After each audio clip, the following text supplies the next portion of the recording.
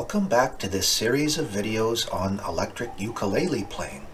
In this episode we're going to look at Given to Fly by Pearl Jam. Odd choice, I guess. I've never liked grunge or the Seattle sound much, but I do like Pearl Jam's later and more bluesy albums.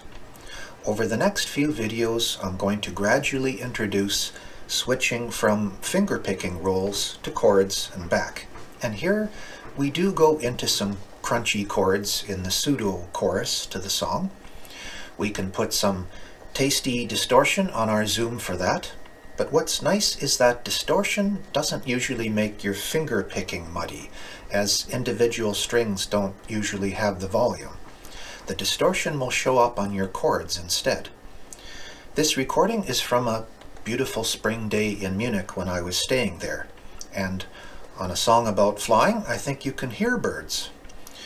Tune your uke and let's go.